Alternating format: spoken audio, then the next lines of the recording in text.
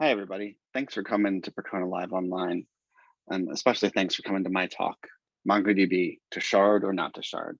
So I'm going to talk a bit about when you should shard MongoDB and when it might not be a good idea to shard. So who am I? My name is Mike Grayson. I'm a MongoDB database engineer here at Percona on the managed services team. I've been working with MongoDB since 2014, so about 7 years now. I'm married with 4 kids, and I live near Rochester, New York in the United States. You can find me on Twitter and LinkedIn at those links provided. So what I want to cover today? I want to kind of level set and make sure everyone goes in knowing what sharding is in MongoDB. Sharding can mean different things for different software. I want to talk through the 3 different types of sharding in MongoDB. And then I want to talk about when you should shard your data in MongoDB, and also sometimes when you might not want to. Some of the gotchas to sharding, and then some of the benefits, kind of a summary of all that we've talked about with regards to sharding. So what is sharding in MongoDB? Well, it's not necessarily in Webster's. From MongoDB's own documentation, we see that sharding is a method for distributing your data across multiple machines. So MongoDB uses sharding to support your deployments with very large data sets and high throughput operations. So basically, if you have a lot of data or very high throughput requirements, sharding is what MongoDB thinks you should be using. Some terminology for sharding architecture. What is a shard itself? A shard is a MongoDB replica set. A replica set is 3 separate, separate MongoDB nodes that all form together to form a replica set. And this replica set contains a subset of your sharded data. You also have a MongoS, which is also known as a query router. This is an interface between your application and the sharded cluster. This allows the application to see your sharded cluster as if it was one MongoDB instance. And then your config servers. Your config servers store the metadata and the configuration settings for your sharded cluster. Think of this as a map to your sharded cluster where the data is. This replica set holds that. So if you're looking for, for example, you shard by a customer ID, this config server replica set would tell your application where to go to find customer ID 101, for example. This is a basic high-level architectural diagram for a MongoDB sharded cluster. You'll see at the top, you have 1 or more query routers, MongoS's.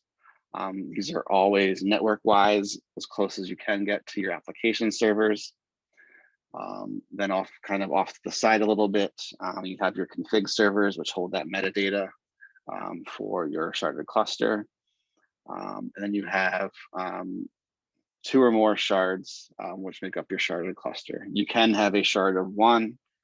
We'll talk about a little bit later why that might actually be a good idea to have a sharded cluster of 1. But generally speaking, you have 2 more shards that make up your cluster.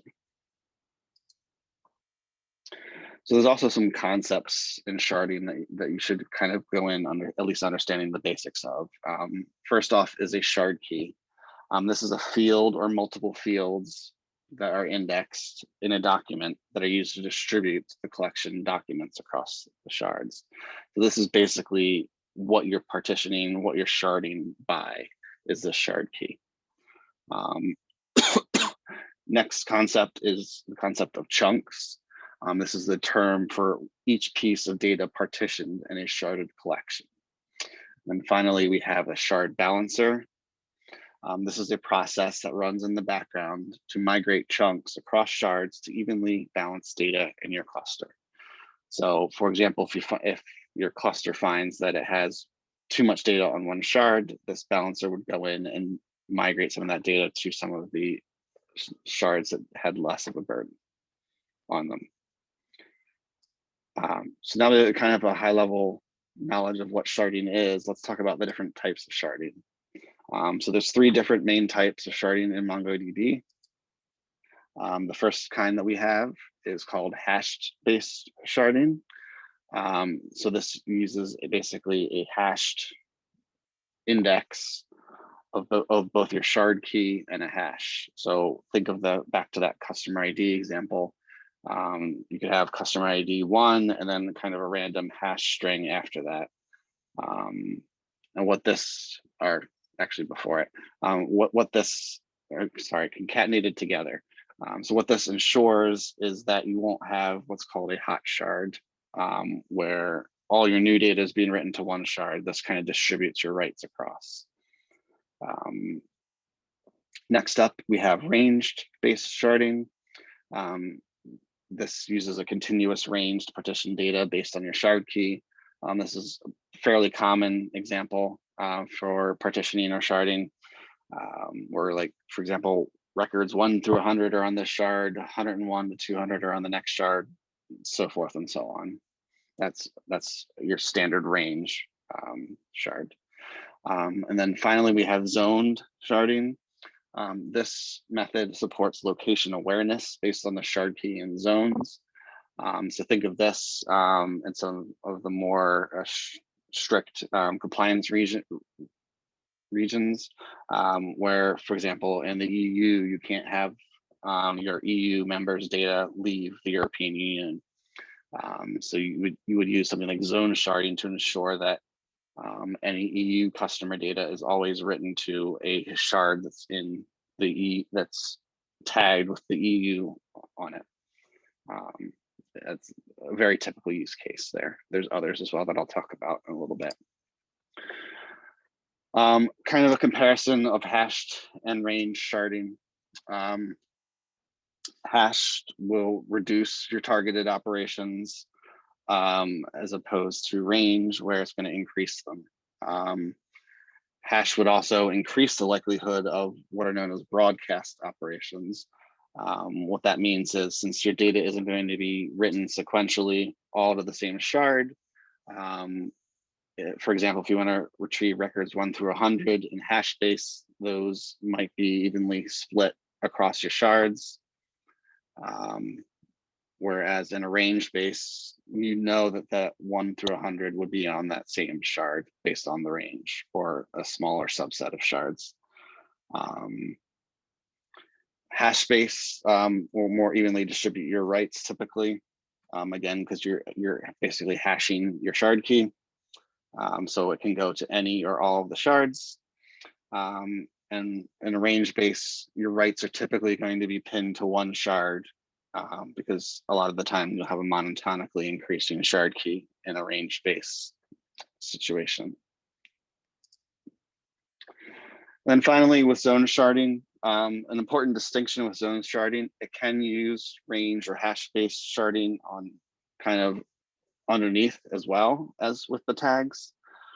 Otherwise, it uses the partitions based off the shard key and the zones, which can be mapped to a locality. So you can do it where it's just sharding by the zone, or you can do by zone and by a range or a hash shard. In this example, we have the data sharded by locality, where again, we ensure that the EU data stays in European Union data centers and the North American data stays in North America. Again, this is very helpful in those types of compliance situations, or for example, if you want to have data that you always want to exist on-prem, that you don't want to leave your data center, and then data which might be less critical or less sensitive, or that can live in a public cloud. That's another kind of common use case we see with zone sharding. So when should you shard your MongoDB data? Before we can really figure that out, we need to understand what horizontal versus vertical scaling is. Horizontal scaling, more commonly referred to as scaling out, usually means many smaller nodes. So you'll have less RAM, CPU, or IO than a scaled up instance. They can be harder to keep in sync only because you have more of them. With today's technology, that's becoming less and less of an issue. They're more resistant to failure if they're architected well, because you have many more. One failing won't have as much of an impact as it would in a scaled up architecture. The other additional benefit for scaling out is many smaller shards will often mean faster backups, but they must also be cluster consistent. So that's something to be aware of. With vertical scaling, also known as scaling up, that usually means fewer larger nodes, so more RAM and more CPU, more IO, less components to keep in sync. However, with that, you get more single points of failure because you have less nodes. And then with a larger database, you're going to have longer backup times.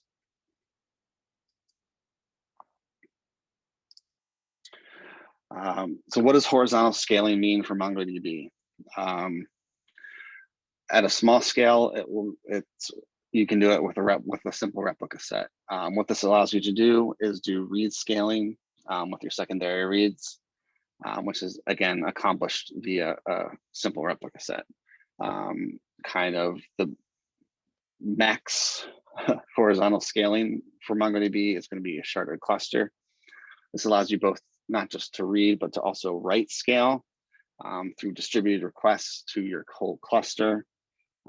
This is achieved through the query router, distributing queries that utilize your shard key and sending the data to their respective chunks or retrieving the data from their respective chunks on their respective shards.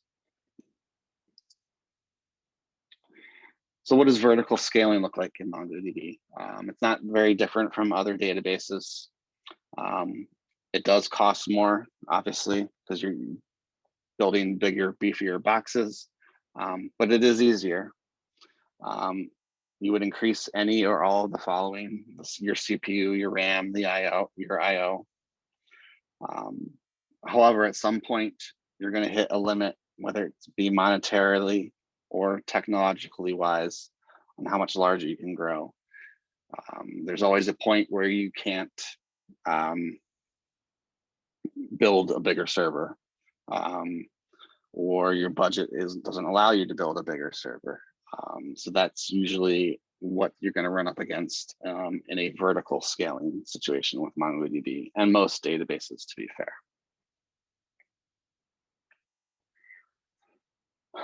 So when should you pick sharding instead of scaling up?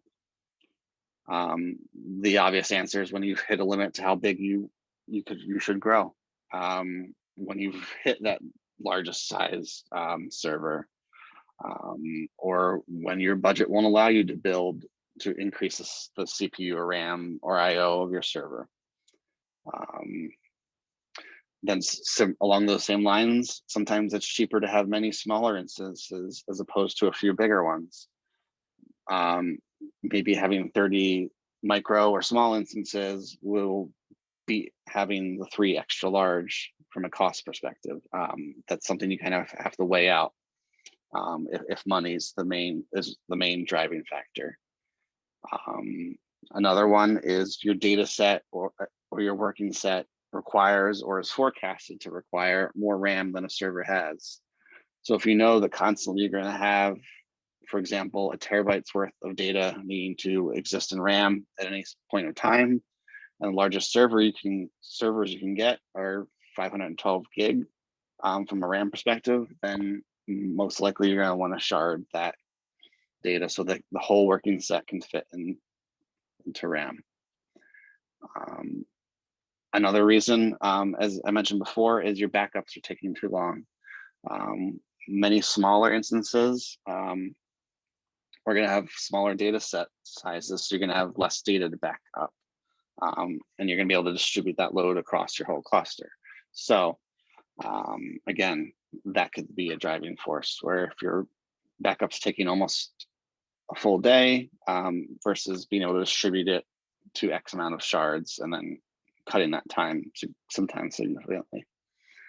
And then finally, when your application is greenfield and you can predict high throughput and data growth. Sometimes you're building a new application and you do kind of know that it's going to be large. You might not know exactly how large, but you know it's going to probably test some of the maxes from an infrastructure perspective.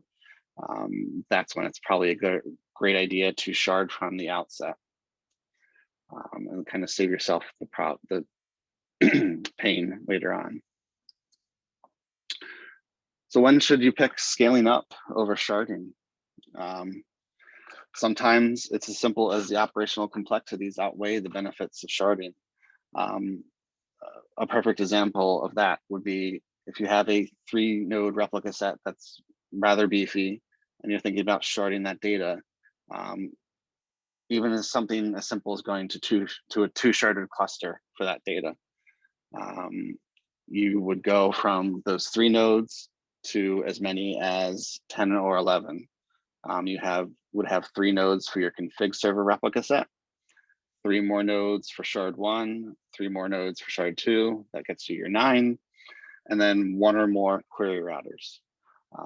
So what I mean by operational complexities is that now instead of those 3 servers that you'd have to patch, you're talking 10 or 11 that you have to patch and keep compliant and all that stuff. So sometimes the cost of that, if you don't have kind of a good automation strategy or anything like that in place, can outweigh the benefits of sharding. Another time to pick scaling up potentially is when the data growth doesn't necessitate sharding. Sometimes you might have a large amount of data and you might think, oh, I have 4 terabytes worth of data, I really need to look into sharding. When the reality is that an appropriate purge archive strategy might keep you from actually needing to shard at all. Maybe 60% of that data you never use, and you can archive it and put it in some kind of cold storage for it in case you need it for any kind of compliance reasons. Sometimes also your data is never expected to grow larger than 1 terabyte. You might have a system where the data kind of lands in MongoDB, and that might not be the final place where it's transient through MongoDB. Maybe it goes through to Kafka or something else and then lands somewhere else for analytics or something like that. That's another case where you might want to scale up to support that activity, but you really won't need to look into sharding because the data is transient. So next I'm going to talk about, you've decided you want to shard, and there's a little bit of kind of an art to deciding how many shards. It's always going to be some sort of educated guess, depending how much data you have. So with existing applications, it's going to really come down to understanding your working set size. If you know you have, in the example I gave before, if you know you have 1 terabyte's worth of data in your working set, and you know you have servers that can maybe say have 256 gigs of RAM that your data can be used for MongoDB, then you know you're going to need around 4 shards. Sometimes it's that easy. Other times it might be your disk space that's the deciding factor, or RAM, or amount of IO. A rule of thumb, 1 to 2 terabytes of data per shard is best. You can go below 1 terabyte, but 2 terabytes is really when you're going to start hitting potentially some performance issues, right? And you'll want to look at adding another shard. And then the most important point is kind of knowing your application. Your schema design can lead to more or less shards. So kind of knowing what your application is, what the data looks like, and then modeling it appropriately can help keep your shard count lower. However, we don't always get this with existing applications. Sometimes we have new applications as well. Some things to kind of use in your educated guesses for new applications. Use a tool like Faker or Macaru to simulate document sizes and extrapolate from there. A lot of the time, since MongoDB has a flexible schema, obviously the schema is likely to change up until your application goes into production. But hopefully your development teams can share with you the schema as it moves along, and you can use a tool like the Faker or Macaru to kind of generate a sample document, and excuse me, and then have create like say 1,000 or 1,000,000 or however many the development team might think you might get. Then you'll have a good idea of, okay, this is my average document size. This is how much data that takes up. Knowing that the data takes up that much and my indexes are going to be about 10% of that data size, you can kind of start figuring out some of your storage and RAM requirements there.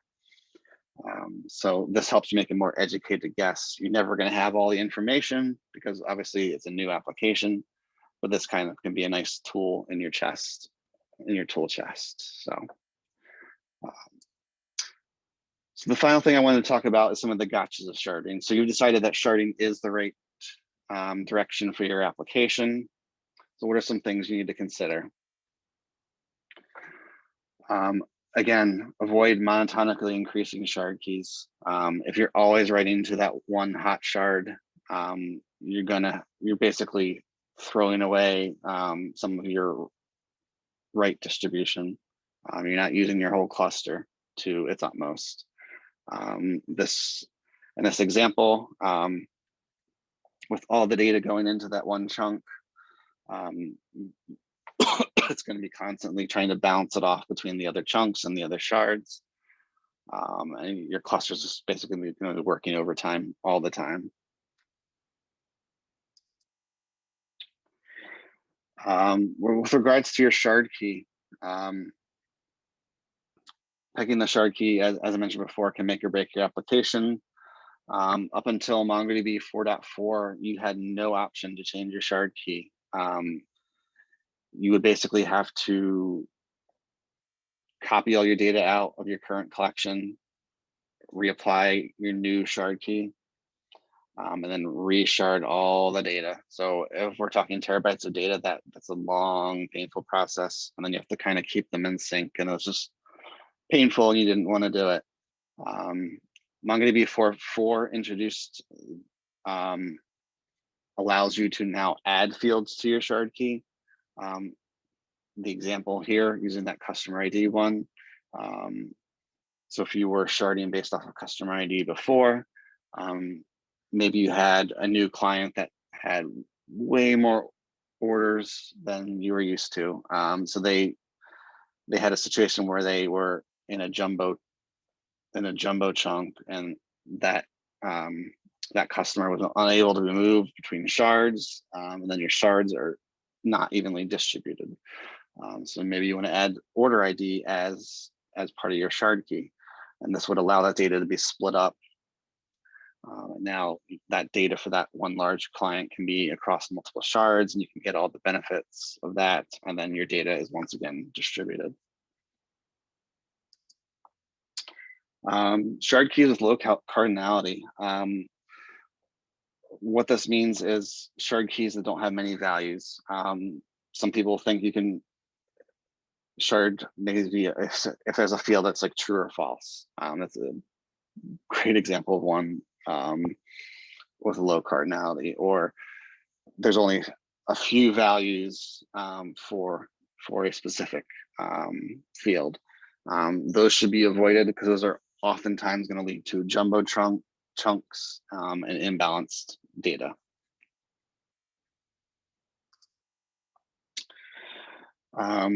Last 2 points for as far as gotchas go. Waiting too long to add a shard can be painful. What I mean by this is, say you're going from 4 to 5 shards. When you add that 5th shard for a certain period of time, it's going to be a net negative onto your already presumably overburdened cluster. It's going to be copying data from the other 4 shards, trying to get its subset of the data. So basically until it fully joins the cluster cluster and has its subset of data, it's going to be a net negative. And again, if those are already 4 overburdened shards that are struggling to keep up, which is why you wanted to add a 5th shard, this is just going to compound those issues until that 5th shard comes into service. And then the final thing, as far as gotchas go, under provisioning your configs of replica sets. Since these replica sets are responsible for keeping track of your metadata, if you under provision them and they are constantly trying to keep up, what we found can happen is they get behind and they might start sending queries to the wrong place. So you always want to make sure you don't under provision them, even though they're pretty lightweight, all things considered. So just kind of summarize and bring things all together with some of the benefits of sharding that we talked about. What benefits? You can overcome hardware limitations. You can overcome infrastructure limitations. You can partition data geographically or in hot cold segments, and it easily opens up more use cases for your data. Failure isolation. It speeds up your queries by distributing the load, and it gets you the quicker restores from backups, because just like you're taking a backup is quicker because you're distributing the load, restoring the data is also quicker because you're doing it in parallel amongst many different shards, and it's a smaller subset of data. And with that, thank you everybody for listening. We're going to have some time for a few questions. While we get those questions in, again, you can find me on Twitter, LinkedIn, or there's my Percona email address. I'm happy to take any questions. And hopefully you learned something about when you should or shouldn't shard in MongoDB. Thanks, everybody.